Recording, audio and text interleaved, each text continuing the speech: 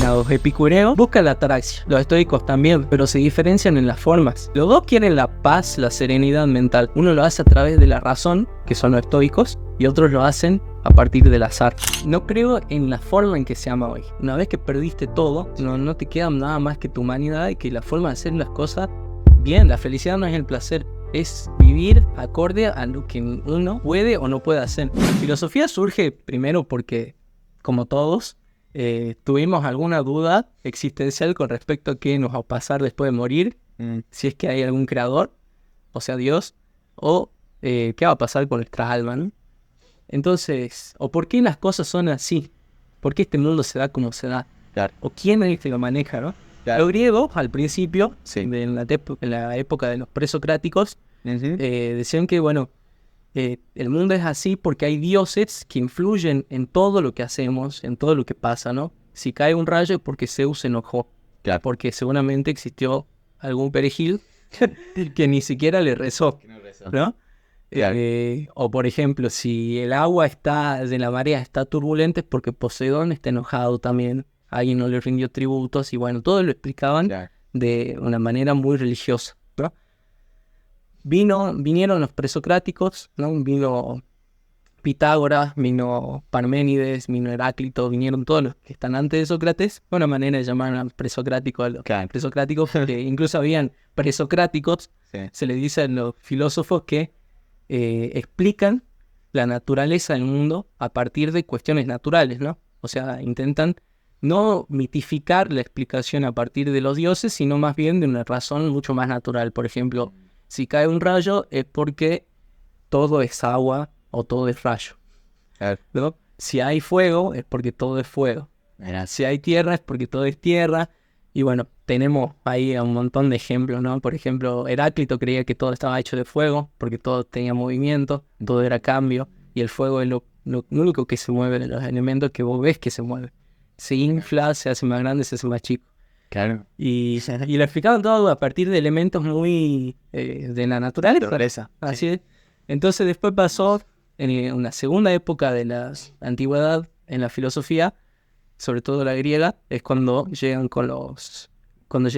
Sócrates, Platón y Aristóteles.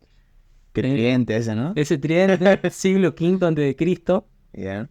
estamos en un momento donde ya Grecia empezó a tener más poder, empezó a tener más riqueza cultural, todos querían ir a Grecia, mucha gente empezó a mudarse a Grecia, a trasladarse, y con esto empezaron a venir gente que se formaba como oradores.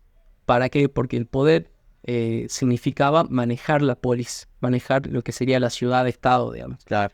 Quien era buen orador era capaz de manejar ahí todas las cuestiones del pueblo, ¿no? Claro. El sentido de la vida era ser buen político, buen orador. Mirá.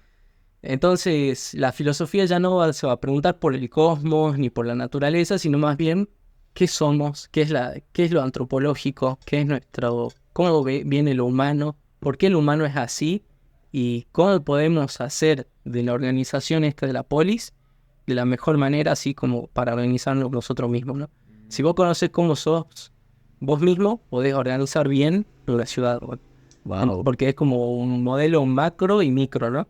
La ciudad es el modelo macro y nosotros somos el modelo micro. Si nosotros conocemos las partes del alma, si conocemos bien nuestra constitución filosófica, antropológica, podremos manejar multitudes, digamos, porque son otras versiones de nosotros.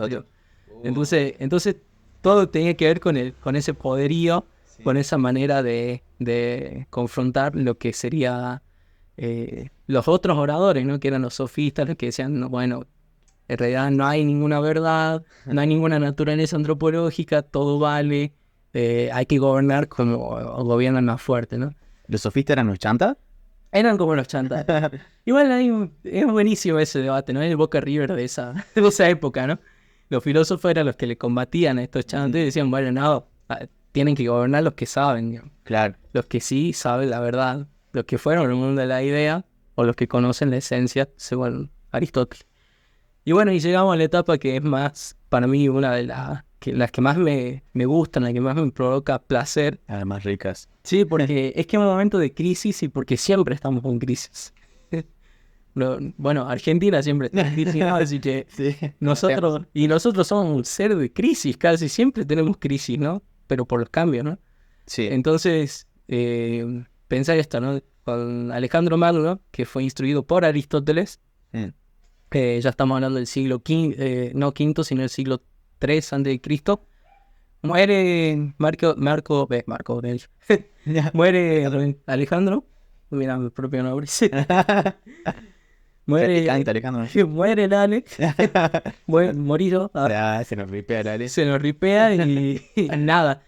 Toda esa expansión que logró Grecia Sí. se termina porque viene el Imperio Romano y el Imperio Romano empieza a ganar, se empiezan a disolver algunas instituciones y con eso viene más gente incluso, no a Grecia, sino que ya se expande, ya es todo ponele, ¿no? Es gran parte de Europa e incluso hasta parte de Oriente, digamos, hasta la India, creo. O sea, ese imperio que era el griego empezó a ser colonizado por los romanos. Toda esa situación de crisis y de cambio lo viven los griegos y dicen, uy, ¿qué hacemos ahora qué hacemos con nuestra organización que conocíamos de aquella Grecia que era ateniense y que estaba muy, muy bien hecha? Claro. Era una democracia en donde cualquiera podía llegar al poder, pero ahora ya no es cualquiera, ahora es el emperador el que llega al poder, los hijos del emperador, solamente son algunos los que pueden llegar al poder. Y ahí surge los epicuros, Ajá. las son escuelas, ¿no? Epicureos, todo a partir de Epicuros de Samos, y los estoicos, Bien. que básicamente es decir, bueno, entre este tiempo de crisis, ¿qué hago con la crisis? Claro. ¿Cómo puedo ser feliz Ajá. en estos tiempos de estrés, de angustia, de disolución del mundo, de este mundo que yo conocía, ¿no? Entonces nos toca a todos, digamos. ¿Cómo podemos existir en un mundo que está en constante crisis todo el tiempo, ¿no? Y estas dos ramas son como opuestas. Son opuestas. Pero buscan lo mismo. Claro, buscan lo mismo. ¿Qué buscan? Claro. Contanos más o menos algunas diferencias, características algunas Bueno, de las dos. los epicureos buscan la ataraxia. Los estoicos también, pero se diferencian en las formas, en la manera, ¿no? Los dos quieren la paz, la serenidad mental, ¿no? La imperturbabilidad del alma. Me gusta esa frase. Buscan Sí. la misma cosa, pero uno lo hace a través de la razón, que son los estoicos, y otros lo hacen a partir del azar. El azar. El azar. ¿Por qué? Sí. Epicuro busca, él, bueno, tiene una concepción física muy distinta a la de los estoicos, ¿no? Porque él es un atomista, entonces piensa que todos son átomos, todos estamos hechos de átomos. Y esos átomos están en constante, cae constantemente. Esos átomos, cuando caen, tienen a veces cruces, desvíos, chocan entre sí, y cada vez que se van chocando, forman este mate, por ejemplo. Este cuerpo. Claro, algo material. Claro, pero todo a partir de un clinamen se llama, ese desvío, que es azaroso. No sabe por qué esos átomos convergen, ¿no? Esa teoría se está retomando en la actualidad. Sí. Y nada, es como que estos átomos accidentalmente unidos nos conforman a nosotros mismos. Entonces, claro, si es por azar, y la filosofía de ellos es muy de búsqueda del placer. ¿Por qué? Porque él no decía, bueno, no hay que temerle ni a la muerte ni a los dioses, porque básicamente si Dios no está en cómo los átomos se cruzan, no nos tiene que importar qué es lo que diga Dios, digamos. O si la muerte es ahora, es porque nosotros ya no somos. Y si nosotros somos, es porque la muerte todavía no es. Claro, todavía no está. Claro, nuestros átomos todavía no se disolvieron, seguimos acá. Están haciendo presión para irse, pero están conformados mientras sigamos vivos. Claro. Y así cada cosa, si se rompe, es porque hubo una liberación de átomos. Pero este es producto del azar, no es producto de un destino. En cambio, los estoicos sí creían en el destino y decían, bueno, hay un logos. El logos es discurso en griego, pero también es palabra, es razón en el sentido de todo un plan divino. en donde todo está digitado, todo está puesto para algo. Para ellos sí había destino. Decían, Sentido también. había un sentido. Decían, bueno, es el logo divino el que guía todas estas acciones. Entonces, si nosotros en este momento estamos pasando mal, es necesario porque seguramente es un paso para una felicidad futura. Que todavía no es, pero ya va a llegar. Entonces, pero los dos buscan lo mismo. Buscan la tranquilidad a su manera, ¿no? Sí. Uno a través del azar y otro de la razón. Claro. Es una locura, digamos. Y todos porque es el Boca River del siglo III, del siglo III antes de Cristo, digamos. Tremendo. Y encima surgieron prácticamente A la par. a la par. A la par. Unos surgieron, los epicureos surgieron en el jardín que estaba fuera de la ciudad de Grecia. Era un lugar en donde se junta. Es la primera escuela que también convoca mujeres Mirá. griegas para debatir sobre filosofía, digamos. ¿Y qué pasa? Hay una cosa que está malentendida en los epicúreos, que dicen que son hedonistas y no. Ellos no buscaban los placeres del hedonismo, así cualquier placer. Ellos decían, no, son los placeres más excelsos. Digamos. Ponele, ¿no? Los necesarios y suficientes, digamos. Por ejemplo, ¿cuál es un placer necesario y suficiente? Comer. Comer, beber. ¿Qué más? Dejar descendencia. No, digamos así. No. No. Eso es un placer innecesario incluso. ¿Por qué? Porque, Innecesario. claro, es un placer no necesario e insuficiente, porque vos podés comer y tomar y seguir vivo. Digamos. Claro. Podés vivir sin dejar de comer. Claro. Es algo que, las cosas que te mantienen vivo, digamos. Dormir. Dormir, exacto. Ah. Después ya habían otros placeres como la fama, el dinero, que son innecesarios e insuficientes, que si vos te concentrás en eso, ahí te empezás a crear mucho estrés, porque estás enfocando toda tu energía a muchas expectativas que quizás no se dan, quizás no se van a cumplir. Entonces la filosofía de estas escuelas es como cómo afrontar la adversidad y las expectativas que uno se arma, ¿no? Para no vivir con tanto estrés, con tanta ansiedad, con tanto qué va a pasar en el futuro. Ellos también decían, bueno, Sí. no le temamos al futuro, porque es algo que todavía no pasó. Es el aquí y ahora, digamos. Sí. Tuvieron mucha influencia en el existencialismo y en las corrientes filosóficas más actuales, ¿no? Seguro. Y espera, entonces, los epicúreos, hablaste del hedoísmo. Hedonismo. Hedonismo es la búsqueda del placer. Sí. O sea, es una filosofía también. Es una filosofía Sí. en donde se busca cualquier placer. Que tu vida se base en buscar el placer. Buscar el placer, huir del dolor. Claro, es lo que hablaba del cerebro límbico, que solo busca el placer y alejarse del dolor Claro. lo máximo posible. Y es difícil alejarse del dolor. O sea, sí, es una meta, ¿no? Buscar el placer.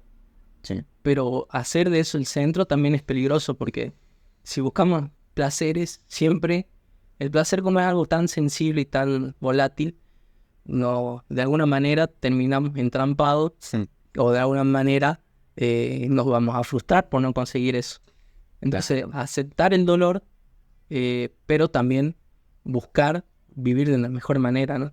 Pero sin caer en justamente la expectativa que uno se hace en todas estas idealizaciones, ¿no? O en los placeres, de cualquier placer, también es una forma de, no sé, de crearse enemigos solos, de una manera de sabotearse, digamos. Literal. Y entonces los epicúreos, o sea, esto del placer, buscan estos placeres necesarios, como decías, Sí, los necesarios, pero no en exceso. no en exceso. Es como el punto medio. Solo un poco también aristotélico en eso. Buscan la mesura, digamos. La mesura. Claro. La tranquilidad. Freud, creo que se dice. O sea, por ejemplo, voy a comer, que me da placer, pero no mucho. Claro. O voy a comer y no es necesario que sea rico. Tengo que comer. Tengo que comer. Claro. Y los demás placeres innecesarios, como sabes que no son necesarios. Claro, pero- va y viene. Si vos haces de eso tu centro, ahí empieza la angustia. está buena la filosofía, entonces sí me gusta. Claro, porque estaba mal entendida. Sí, justamente a Epicuro le dicen el puerco, digamos, porque o sea, son los que hacen la lectura más superficial, digamos. No superficial. Dicen, bueno, ahí te habla de placeres, buscar el placer, pero Mm. no leen el reverso, que es no cualquier placer, sino lo necesario, lo suficiente, los únicos que te llevan a seguir viviendo, Claro. los que bastan. Está bueno, bueno. Y el tema de los estoicos, más o menos cómo surge o qué ideas plantea. Y los estoicos son como más, son el Boca River, ¿no? Es que Justamente. son como el River, digamos. Ah. Son un poco más, pensamos, no, pero ¿por qué? Porque al haber un destino, al haber una sola, o al haber un plan divino y que las acciones no son el azar, entonces huimos del dolor, pero no buscamos el placer. Buscamos simplemente la tranquilidad, ¿no? La felicidad. Y la felicidad no es el placer, es vivir acorde a lo que uno puede o no puede hacer. Por ejemplo, ¿no? Si hay una situación de crisis, eh, ¿qué depende de vos en esa situación de crisis? Claro. Si no depende de mí, ya está, no me voy a hacer problema. Claro. Pero es muy distinto, no es buscar el placer, es simplemente es aceptar la crisis y al aceptar esa crisis te das cuenta que se van cayendo todas las cosas que son innecesarias o son todas las cosas que no te llevan a ningún lugar, las que no vale la pena hacerse mala sangre de hoy. Claro. No sé, pienso si alguien te dejó, ponele, ¿no? Bueno. Si alguien te dejó, Sí. ¿por qué te dejó? No sé, a él, ella, lo que sea, Sí. le parecías que, no sé, poco interesante. Bueno, no depende de vos, ya está. Ella, claro, es su perspectiva, digamos, vos sabés lo que sos, cómo estás existiendo en este momento. Entonces, es como, bueno, no es una resignación de decir, bueno, qué bajón, Sí. sino más bien, bueno, ¿qué se hace con esto? ¿Qué hago yo con esto que está pasando ahora? Mm. ¿Me dejó? Ya está, digamos. Es porque es su perspectiva, Mm. pasó esto, cambió su sentir, pero yo estoy bien porque siento esto y me pasa esto, digamos. Claro. Entonces, no me desespero ante la crisis. A los estoicos creo que también se los malentiende porque se dice que como que no son de piedra, no tienen sentimientos. Exacto, son fríos. Son fríos. Claro, y no se trata de ser frío, digamos, se trata, Claro. es otra cosa, digamos. No se trata de no tener sentimientos, No. ¿ok? Sino tenerlos, saber gestionarlos. Claro, no es una apatía, ¿no? Mm. Los estoicos buscan la ataraxia y otra palabrita griega que se llama la aponía, que eh, es la negación del dolor, justamente, pero no que te vuelvas insensible, sino Claro. que justamente no volverte tan sensible como para ceder ante cualquier situación, pero tampoco tan apático como para reaccionar ante cualquier Claro. acción, digamos. Es una manera de mesurarse también. Te encaja. Son filosofías muy parecidas, Muy parecidas. muy parecidas, pero encaran por distintos caminos, digamos. Sí, me gusta. Son muy necesarias incluso, yo creo que en la actualidad están presentes. ¿Cuál es Boca y cuál es River? Y para mí, bueno, Boca es Epicuro, Vos sos Epicuro, Julián. soy de Boca. Epicuro es más grande. Epicuro es más grande. Todo ahí con el pueblo. No, bueno, pero podríamos ser cínicos.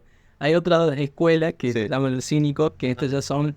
Es una escuela donde la hizo un tipo que se llama Diógenes, que ese sí ya vivía como los animales. Era Mira. el tipo, si comía de la calle, andaba desnudo, vivía en barriles.